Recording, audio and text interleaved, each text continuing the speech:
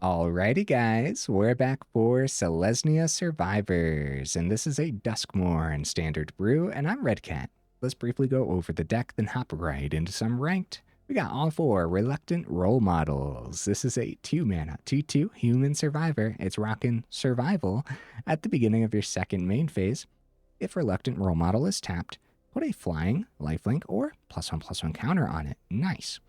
Now, whenever Reluctant Role Model or another creature you control dies, if it had counters on it, you put those counters on up to 1 target creature. That's pretty cool, man. Now, all of our survivors have this survival ability where they really just don't mind being tapped. So whether that's from them attacking or us tapping them by other means, right? So what are some of those other survivors? We have 4 veteran survivors. This is a 1-mana, 2/1. At the beginning of your second main phase, if it's tapped, exile 1 target card from a graveyard. Now, as long as there are 3 or more cards exiled with Veteran Survivor, it gets +3/+3 and has Hexproof as well. It's going to be interesting to see how often we actually get that bottom ability to do the thing. Outside of that, I don't think we're going to be mad about exiling stuff from the opponent's graveyard. So yeah, I like it. We have some top end survivors here with Rip Spawn Hunter, 4-mana, 4/4 legendary creature with survival. Now, at the beginning of your second main phase, if it's tapped, reveal the top X cards of your library, where X is its power. Then you put any number of creature and or vehicle cards with different powers from among them into your hand. Put the rest on the bottom of your library in a random order. That could be a great way to go ahead and restock our hand, potentially significantly restock our hand, right? We also have a Kona Rescue Beastie here. It's a 4-mana, 4/3 legendary creature. Has survival, so at the beginning of your second main phase, if this is tapped, you may put a permanent card from your hand onto the battlefield. Oh, okay. Well, I mean, this deck list isn't trying to cheat out like these huge creatures with Kona. It's just kind of... Kona's just in here as a little bit of a value card, right? Because the deck list is hopefully going to be consistent enough at tapping our own creatures down. But yeah, just a 1-of. We don't have like a significant top end to cheat stuff out, but it's also like a free permanent too, so it still kind of makes sense as a 1-of to me. The top end guys, we have a couple of Wandering Rescuers. This is a 5-mana, 3/4 with Flash, Convoke, and Double Strike. And then also, other tapped creatures you control have Hexproof. That seems really cool, man. I hope this does a thing today. Also have a 1-of, a lonely Knight-Errant of Eos here on the top end. Honestly, maybe this should be traded around, have 1 Wandering Rescuer and a couple Knight-Errant of Eos instead, but we'll see. Maybe we'll talk more about that in the final thoughts. Outside of the survivors, we do have other cards in here that really just don't mind being tapped. Like Wylie Duke. This is a 3-mana, 4/2 with Vigilance. It's a legendary creature, so we got 3 of them in here. Whenever Wylie Duke becomes tapped, you gain 1 life, and you draw 1 card as well. Beautiful stuff, man. Not bad at all. So how are we tapping these creatures down? Well, we got this brand spanking new vehicle, Unidentified Hovership. That's a 3-mana, 2/2 with flying, crew for 1. When it enters, exile up to 1 target creature with toughness 5 or less. Okay. Now, whenever this leaves the battlefield, the exiled card's owner manifests dread. So instead of giving them the card back, they manifest dread instead. So how do you do that? Well, to manifest dread, look at the top 2 cards of your library, put 1 onto the battlefield face down as a 2/2 creature and the other into your graveyard. Turn it face up at any time or its mana cost if it's a creature card. That's pretty cool, man. I think this will do the thing today.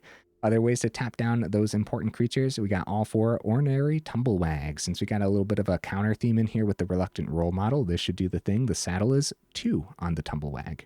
Of course, when it attacks in saddled, you double the number of +1/+1 counters on target creature. And then the normal ability on here is just at the beginning of combat on your turn, you put a +1/+1 counter on target creature. Honestly, any ability like that is going to pair beautifully with these powerhouse stats of Seraphic Steed. I'm joking a little bit, but at the same time, first strike lifelink on this guy. If you're plugging counters onto this, all of a sudden, like, in a couple turns, it's a 4/4 first strike lifelink. The opponent's going to have to deal with this eventually, right? So it's a 2-mana, 2/2, saddle for 4, which is pretty steep, and for good reason, because when this attacks while saddled, you get a 3/3 white angel creature token with flying. I actually really like this mana. We got 4 of them in here for a reason, because I truly do believe it's going to pair beautifully with that little bit of a +1/+1 counter theme, and then just so many, like, look at our top end. The Rip and the Kona can both saddle up the Steed. So, seems fine to me. And of course the Wylie Duke too, so... we do have other ways to give counters to things. A couple Innkeeper's Talent should be fine. We have an Ozolith packed in as a 1/of too. And we do have other ways to tap our creatures with Citanul Stalwart too. So it's a 1 mana 1/1. We don't get to see this too often. I am going to go over it. You can tap it. Tap an untapped artifact or creature you control. Add 1 mana of any color. So that little bit of early ramp too could really come in handy. Other removal packed in, we have 3 Get Lost. That should be fine. We got a 1/of Coordinated Clobbering too for just 1 green mana. Sorcery Speed. Tap 1 or 2. Target untapped creatures you control. They each deal damage equal to their power to target creature and opponent controls, which could be a significant chunk of damage, honestly. But yeah, just for 1 green mana. So we'll see. We'll see. There honestly might be too many ways to tap our creatures in this build. Over in the mana base, guys, I do think it's going to be pretty greedy. So we got a lot of dual lands packed in, and we're heavily leaning towards the plains here, even though we're just slightly leaning towards plains here. So why is that? Well, we got the brand spanking new Hushwood Verge. So usually it just taps for green, but then also if you have a forest or a plains, you can also tap it for a white source as well. Yeah, that should be totally fine. We have a couple of Lush, however you pronounce that, which happens to also be a forest and plains. The Surveil should come in handy sometimes. Hopefully it doesn't slow us down too much. And then we got some fast land with the Razorverge Thicket, of course. All right, guys, no honorable mentions. I probably could have packed this sideboard full of honorable mentions, but not this time around, huh? There's probably a few different ways we could have put this together. So let me know, what should have at the very least been in the honorable mentions? What did I really miss for this build? Either way, I do my dandiest to save the more in-depth discussion for the end of the video. Sometimes I fail. Either way, let's go ahead, take this into some ranked and see how we do.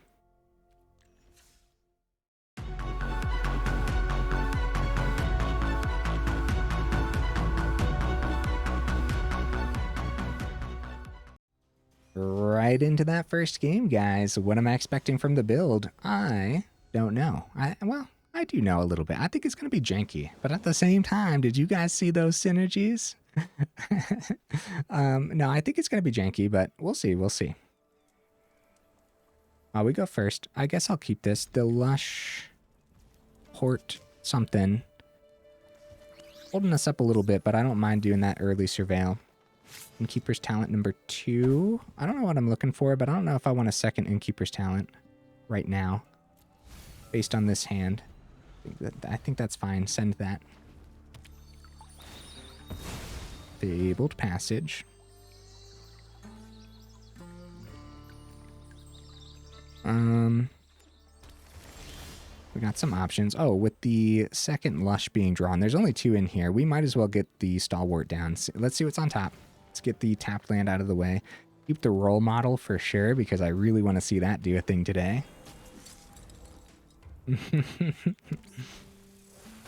Ooh, dude, I have no idea what that does. I have to read that. We played with this like once in a ninja build, I'm pretty sure. So it's 2 mana, 2/3 menace. Or 1 or more other non-token creatures you control enter. If none of them were cast. Okay, that's going to be interesting. Yeah, it's going to be interesting for sure. Let's get the Steed down with the... Well, maybe I should have done the role model. My thought process here was start buffing the Steed. But the role model also would have gotten a buff too. So if we went role model, tapped the model with the Stalwart, played the talent, we also would have gotten an additional counter there too, but kind of wanted to start swinging with the Steed, you know what I'm saying? Now another Tumblewagg. That has got to be spot removal. No great way. 1, 2. Yeah, only a couple extra mana. No great way to saddle this up as far as I can tell, right? Because you have to saddle as a sorcery, unfortunately, right?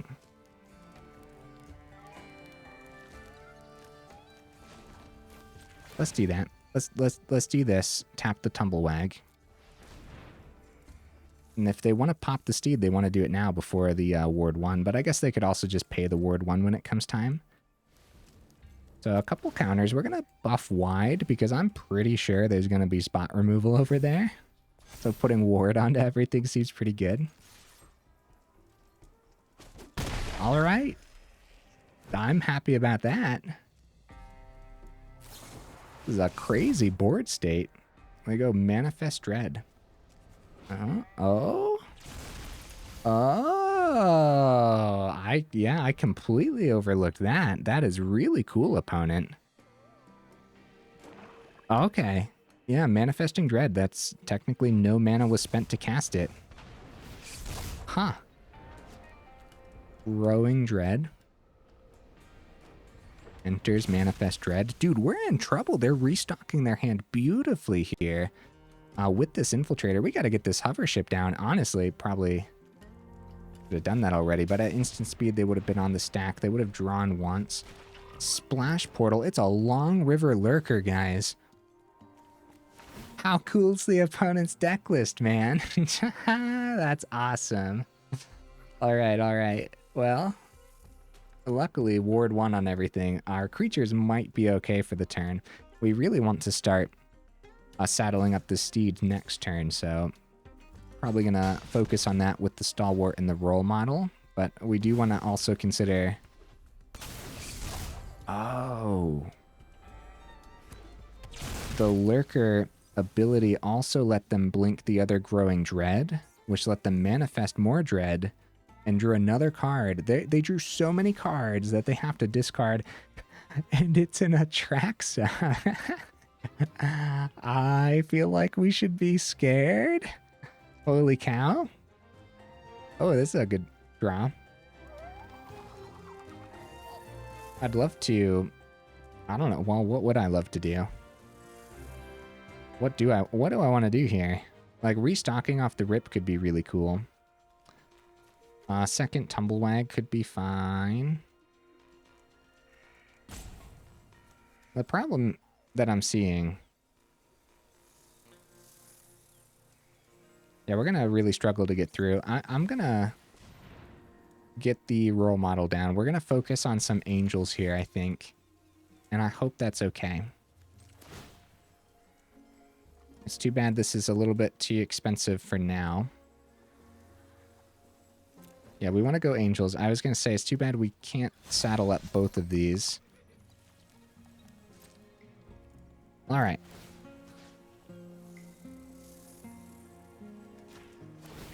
So if they end up... How do we want to do that? We buff wide.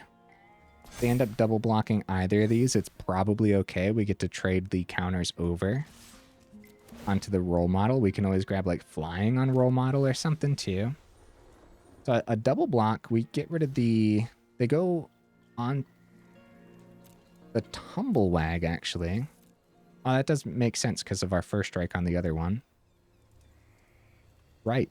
So I'll get rid of the Long River Lurker, I guess. I don't really know. We can't see the face down card, so up to 21. Anyone's game, dude, easily. Like, yeah, we have a really sick setup, but let's put it onto our flying creature already. And then let's get this Reluctant Role Model into the air for the turn 2. Oh no, a cut down. No, my Role Model. All right, let's see how much they end up drawing off this Infiltrator. Because, like, we had the option for the turn to go Hovership, too. Honestly, we had so many options. I don't even know where to begin. There had to have been a more optimized way to play that turn, right? Because if we would have went both counters onto Tumblewagg, if the double block was on the Tumblewagg, then it would have killed both of their creatures. And the Steed still would have been a 3/3. The first strike still would have saved it for the turn, depending on what else the opponent had in hand, potentially, right? So, I don't know. I really don't. Fourth mana is pretty good. We still have the option for Rip then.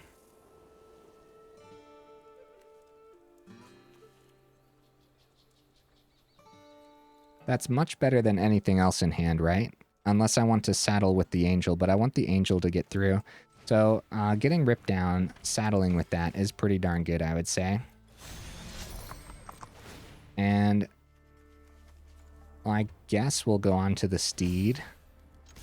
I guess. Get another 3/3. See what they end up doing. They do end up chumping for the turn. We have a lot of value going on, but this is still anyone's game, right? We only get one of them because they both have 2 power. That would be Role Model for sure. Mana off the top wouldn't be terrible. Getting Role Model and Hovership down. Hey, GG opponent, really cool deck list. Really, really neat Sultai list. Although, I guess maybe it was 4 colors too, because they did have Atraxa, but I'm kind of feeling like they want to manifest Dread the Atraxa and then blink it with a Splash Portal. I think that's what was going on there, right? So, but that doesn't mean that they're not like also splashing a white source in their mana base, potentially too. All right, guys, let's keep the ball rolling. That was pretty sick. We had a lot of value. Yeah, that's good stuff. I hope the opponents continue to bring fun stuff like that to the table.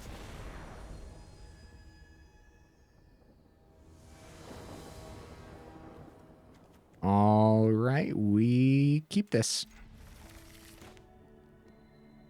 Get the Thicket down. I do wonder, like, everything we did...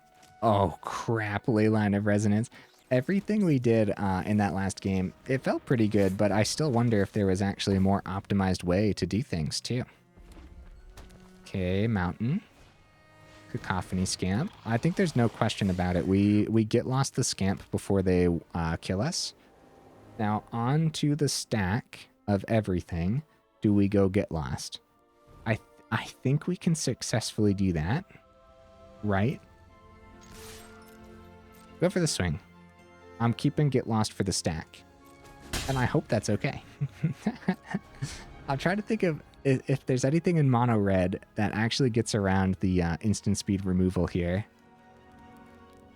And since the fling effect is sorcery speed, it's actually going to be Crescendo. Before they copy it, we want to... We don't... Well, I guess either way it fizzles, right? If they go Blazing Crescendo. I guess both would fizzle, so it's fine.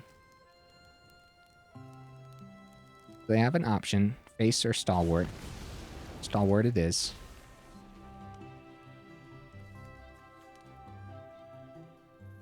So there's the copy. Yes, both fizzle regardless. The Surveil Land. Wow, I almost played that. Get that Wylie Duke down. Hopefully that Get Lost was enough to survive a few turns. So Spear. We're still in danger, dude. We really, really are. Might of the Meek. Copy. Draw. Okay, I expect more mice to be in this build then, for sure. It's a shock for the Wylie Duke. No, not my Duke. Alright, good news, guys. Well, bad news, we got more land. But the good news is, the 4/3 doesn't get hit by a shock. No, this is terrible. 6 mana is actually a lot of mana for just having 22 in here. Heartfire Hero, still have 2 cards in hand. Yep.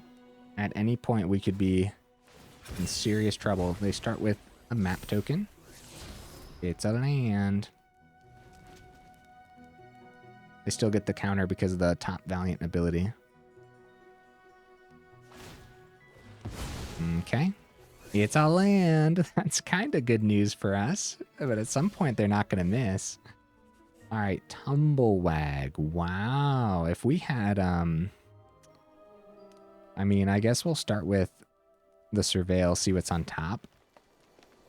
Oh, I'm keeping that.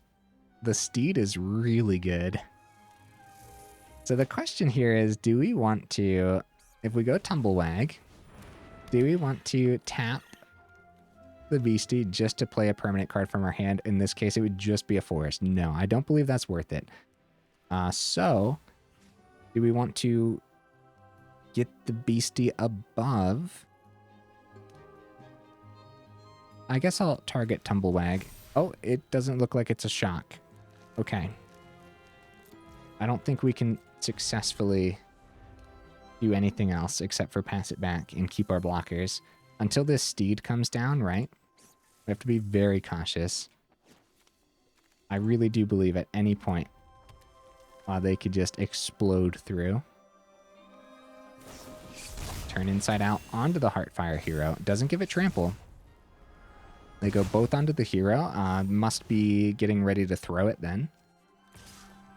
Alright, we should block. And we will block with the, what? Did I click through that? Guys? Guys, what did I do? What am I missing? If we blocked, they would have manifested Dread too. Well, we could have easily died there. Holy cow. All they had to do is find something to throw that at our face too. So, I don't know. I don't know what happened and why I clicked through that. I really don't. So, Steed, we're going to boost that. Tumblewagg, I think we still have to keep all of our blockers back, but like, let's make sure we actually keep the blockers, right? It's a little silly because at some point we're going to have to start plugging damage through, but I think that point is after the fact after we start getting lifelink. Okay, turn inside out. So right now, the Heartfire hero is gonna get above. Oh, they're actually spreading this. They're spreading this wide. I was gonna say they're gonna get it above. Wait a minute. It's a really weird turn from the opponent. So it's got to be something else. It's got to be. Oh my goodness, guys! They're gonna manifest Dread. This is a pretty good turn for us. We're gonna take 7. We do lose the Kona, but what's it doing right now? Not a lot, right? All we needed it for was a blocker. Manifest Dread. Yeah, down to 4. Reluctant Role Model. I kind of want to... I don't know what I want to do.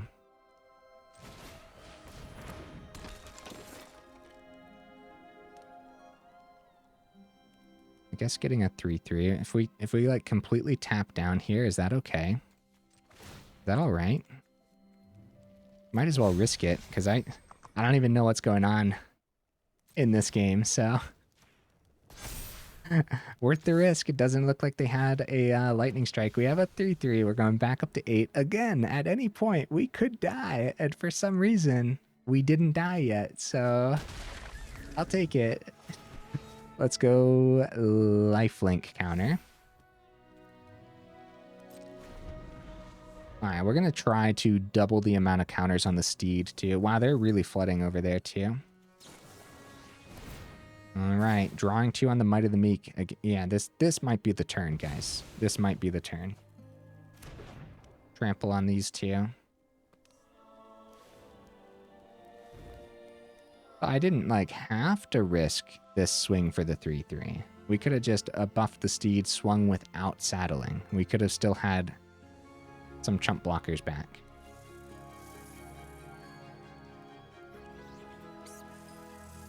Okay, they must be mathing this out, right? Like, they're thinking, how can we get 8 past this 3/3? I like, it should be pretty easy for mono red. Outside of them just, like, getting really unlucky or something. It looks like they put both Might of the Meek abilities onto one, so this guy doesn't have trample right now. We're going to go into the one without trample, just in case they don't have a way to give trample in hand. See, before the swing, if it was a lightning strike, then they would pop the 3/3 with a lightning strike. They'd have 4 on the board, and it should be all too easy to get that last little bit through while Leyline of Resonance is on the board. So I feel like they're getting a little unlucky. And or I guess maybe we're getting pretty lucky. They go shock onto the Steed. So another shock must be in hand. It's a Callous Sellsword. Wow. I'll put that on my other lifelink creature then. Oh, Innkeeper's talent is pretty good, man. That's pretty good. We're gonna saddle up because I want to double the amount of counters on my lifelink creature. That's brutal stuff, dude. We're back up to 16. I mean, this is like we definitely got lucky, right? This is sick, though. This is really cool. Another Leyline of Resonance, and it's a mountain. Oh no, opponent. I'll take it, man. Victories are so hard to come by sometimes. And no, like every turn I was just like, and we might die here. And then the next turn, and we might die here. And it just never came. We just kept it up. The Steed's lifelink and everything was huge. We had some good swings overall. And we had some good blocks, I guess, overall too, right? Like the first strike, the 3-3 taking out the 5-3 Swift Spear was crazy. That was really good. Guys, 26 minutes in, make sure you check out that description where we got that Discord link as well as that Patreon link too. And then for the YouTube stuff, if you like the video, make sure you drop it a like. And if you enjoy the channel, then consider subscribing as well. Really does help the channel out, so thank you, thank you. All right, opponent goes first. This looks pretty slow. I'm gonna keep it.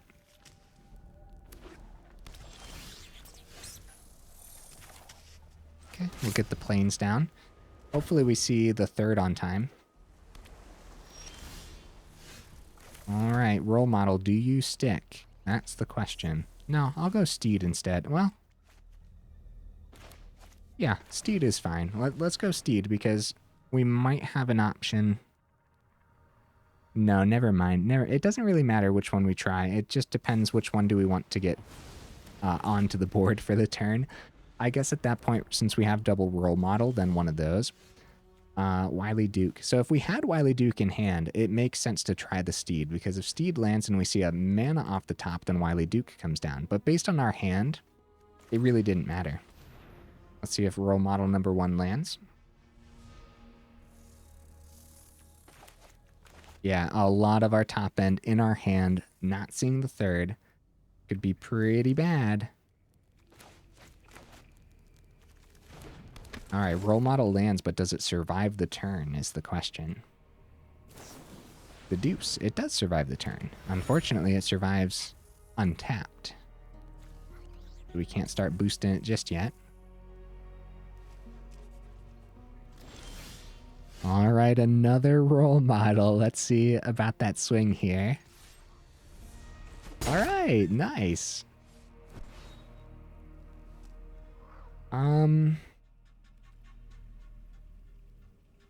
Let's get it into the air.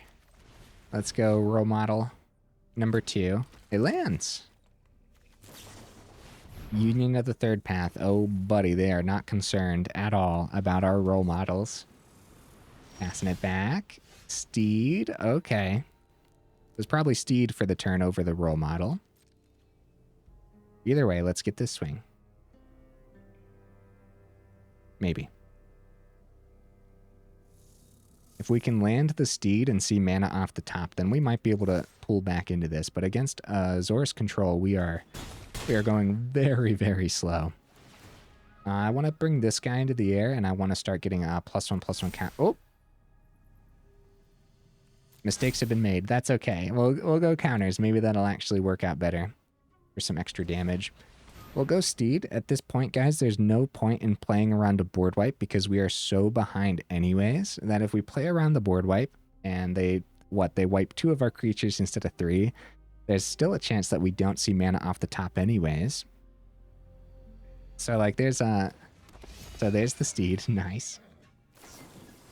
The Union of the Third Path back up to 26, guys. We are in danger.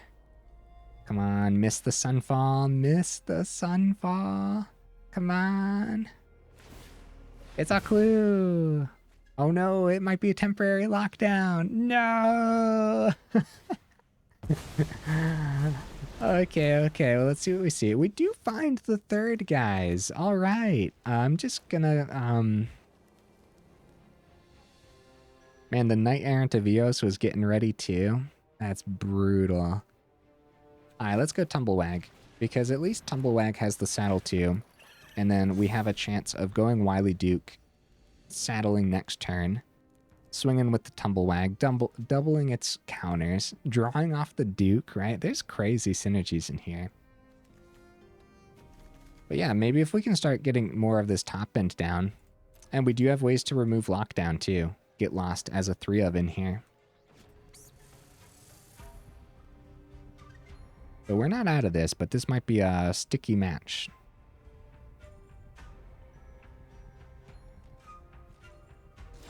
Pass it back. All right. I'm going to stick to the plan. Let's see if Wylie Duke can land on this board state. That's a lot of our top end. We have 2 4-drops in the build. They're both in the hand. We have 3 5-drops in the build. 2 of them are in the hand. It lands. We get that card draw. Let's see if we can find some mana, because I wouldn't mind it. Another Wandering Emperor. We have our entire top end in our hand, guys. Oh no. Let's see this Tumblewagg get some damage through. 6/6 Tumblewagg. Hey, back down to 20. Almost there, guys. All right, let's see. Let's see what they end up hitting.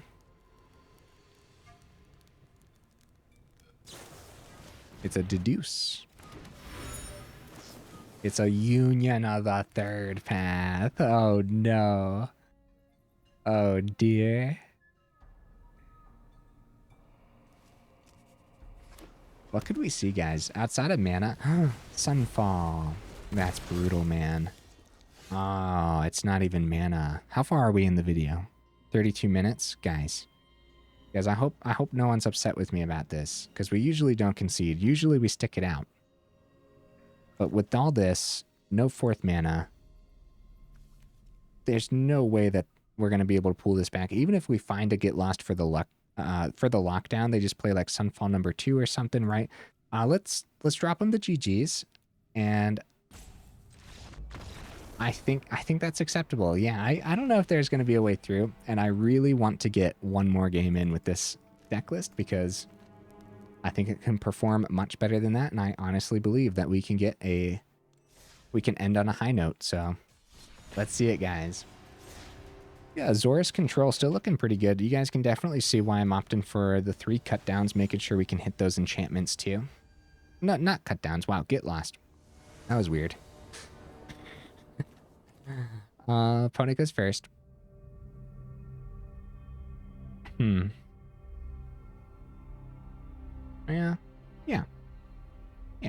I don't know what I'm complaining too much about here. Stalwart, if they... Oh, Rabbit.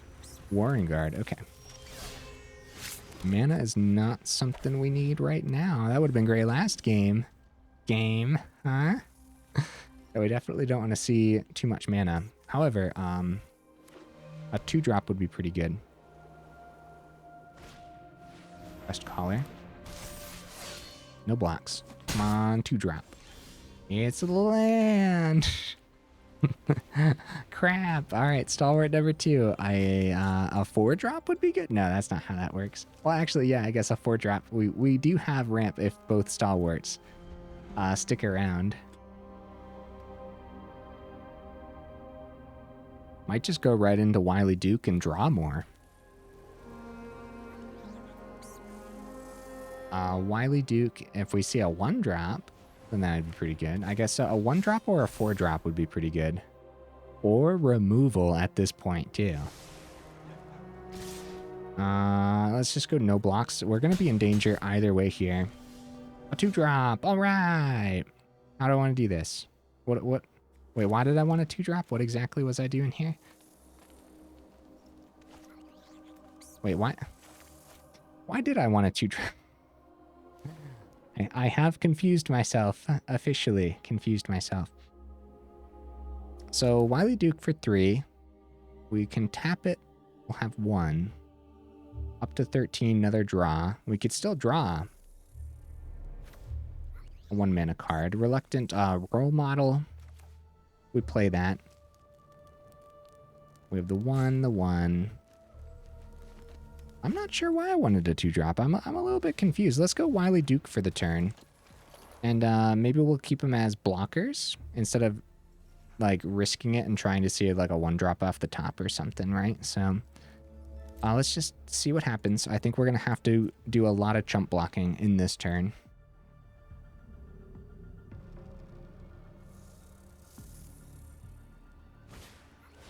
Ooh, Evangelist. Oh, we might be okay here. And they get a Scry, and the Warren Guard's probably coming through. I think we'll end up chumping the Warren Guard because we don't need 2 Stalwarts on this board right now, since we have so much mana in hand too. Knight-Errant of Eos for the turn. Let's see what they restock their hand with. All 5 creatures to get the Knight-Errant down. It's 2 Beauregard Mentor, or Beauregard, yeah. Holy cow. All right, Wylie Duke, draw me something good. It's a Get Lost. That's not bad. All right, here's a Verge. That's not bad either. We can actually successfully play that without any issues. So, Tumblewagg, Role Model, Get Lost. So if we go Tumblewagg, 2, 3, Role Model. I think Role Model's fine. You know, yeah, we want the Wylie Duke to be able to block the Knight-Errant. Get Lost is going to be a bit of a combat trick onto one of the quest callers, hopefully. I think that's it. It's a little awkward. We've had some awkward turns this game for sure. Hopefully I'm playing it out well enough. Because yeah, we don't get anything extra from the Role Model, but I wanted to play that instead of... Wait a minute. No, we did have mana for the Tumblewagg and the Get Lost, guys, because we're going to produce mana off the Stalwart, so I should have went Tumblewagg for the extra counter instead of establishing the Role Model. Oh well, hopefully we still survive the turn here. Mike Caller. Patch Recruit going Offspring. Crap. Okay, yeah, so extra counters. We should just do the Get Lost now. And instead of hitting Evangelist for the battle cry, it should probably just be one of the quest callers, right? Especially... Oh, yeah. Oh, mistakes were made. I definitely wanted to go Tumblewagg, but... Okay, it actually worked out a little bit, since on the stack of the Recruit, we would have had to tap down the Stalwarts and the Duke anyways, which would have happened before combat, or we would have done it after the blocks, meaning that the Recruit's abilities would have buffed their creatures, a couple of their creatures anyways. There's a lot of intricacies going on here, man. A lot of little things. 4-3, Battle Cry. All right, where to block? The 5-4. The... Man, where do I want to block? We're at 13. We could take 11.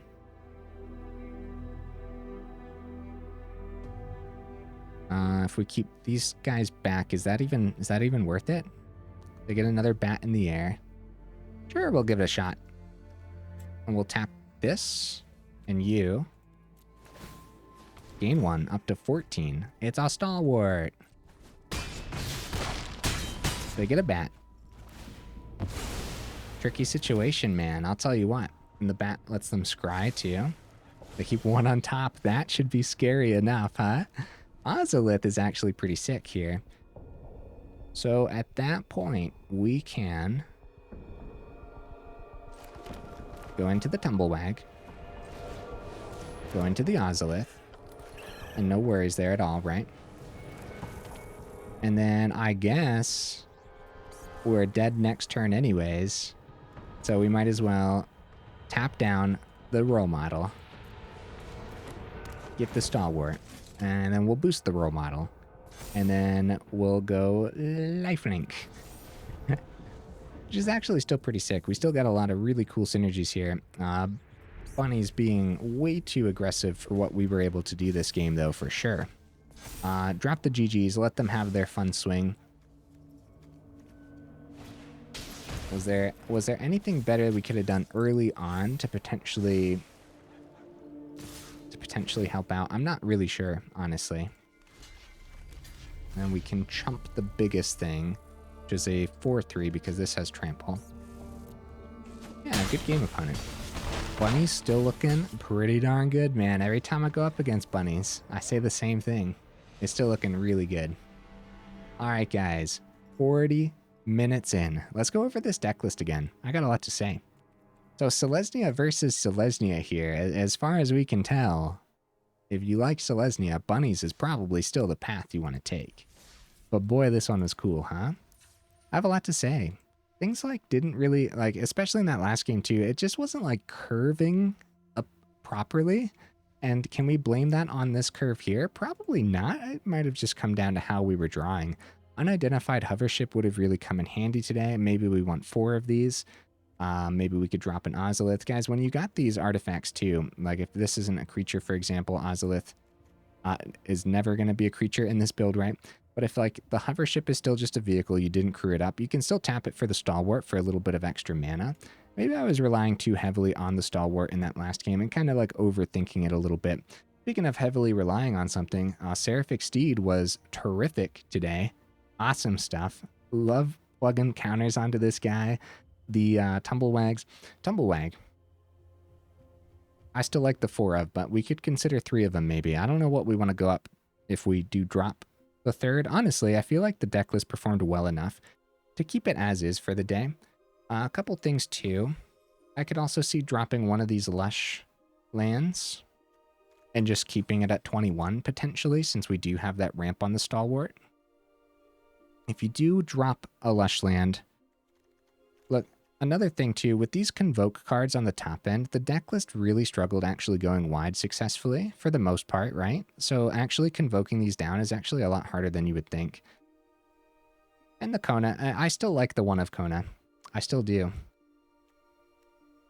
I'm still considering the 2 Knight-Errant of Eos instead of the 2 Wandering Rescuers and going down to 1 of these too. Because at the very least then too, if you do get a Knight-Errant down, it is a 4-4, which helps you saddle up the Steed. I really like the Steed. Yeah, it performed well enough for me not to change anything personally, but the things we have to consider is dropping a land, so probably one of the Lush lands down to 1 is totally fine, and having it at 21, it should work since we have the Stalwarts, but it might not work, honestly. So we didn't see too many of our 1-drops today, and I don't even think we got to play the Veteran Survivor a single time, right? So if you are dropping that land, you could also consider like 3 Tumblewags too. Also, guys, put this on the do not craft list. Even though it did perform relatively decent, it's very expensive. We literally never know where the meta is going to settle, and it could settle somewhere that's just like way too devastating for a deck list like this. Like, look at this. The Wylie Duke is rare. The Rip is rare. The Kona is rare. Wandering Rescuer is mythic. We got a rare Knight-Errant. All 4 Ornery Tumblewaggs is rare. Oh dear. Hovership is rare. Seraphic Steed is rare. Ozolith is rare. Innkeeper's Talent's rare. Oh my goodness. All 4 Reluctant Role Models is rare. Get Lost is rare. Yeah. Oh dear. We got some uncommons with the Clobbering and the Survivor. And then finally, common is the Stalwart. And don't forget the dual lands are rare too, but at least you could use those elsewhere. It's too expensive, man. It really, really is. I'll tell you what though, if you got a lot of the cards already, still don't craft the rest. If you have all the cards, then it might be worthwhile because this is pretty fun. And I really liked the synergies in here. And then just consider the changes and or additions that I just got done talking about. So maybe 1 Rescuer, go up a Knight-Errant. 1 Lush, keep it at 21. Maybe 3 Tumblewags. And when you are dropping stuff, you got to look at like what you're seeing in the meta. What should you go up based on what you are seeing the most, right? So maybe just like the 4th Get Lost would really help you out. That's a possibility. We didn't get to see Coordinated Clobbering. Would this be worth it? Probably not. I don't know if we want to drop this for other removal, but I guess this should be your spot removal of choice. There's definitely better fight spells, and I think there was enough in here to help us tap our creatures down, right? Well, what's helping us tap our creatures? Let's separate that real quick. Stalwart, and the Hovership, and the Tumblewagg, and the Steed, and the Convoke on the Rescuer, and the Convoke on the Knight-Errant. You know something? That's not as much as I was thinking. It really isn't. Never mind. I'm being too hard on the clobbering. I think it's completely fine as the one of. Because, you know, one more thing that also helps us do the thing. Also, I guess if you don't like clobbering, it could be like the 4th Hovership. I don't think I have the 4th one yet. I do not. But that is something to consider. All right, guys. I think that's it already. Yeah. Let me know in the comments. What do you think about the deck list? Does it deserve the Do Not Craft title, right? Probably. That's a lot of rares, man. So, but it was really cool. A lot of really cool synergies. So definitely one that we want to consider revisiting in the future, maybe with different vehicles packed in and stuff. Like, we don't have to lean into the saddle side of things. We don't have to lean into the +1/+1 counter side of things. There's a few different ways we could try to piece this together. So, of course, like, we could really lean into the Kona and just have like incredible top end creatures, and like maybe like big Selesnya, right? Curve out properly with Hovership on 3, Kona on 4, and then just have a whole bunch of big things ready to go. That could be really cool. All right, guys. Hey, enough rambling, huh? I really do appreciate you guys being here. Yeah, if you made it this far, y'all are champions for real. And I will see you in the next video.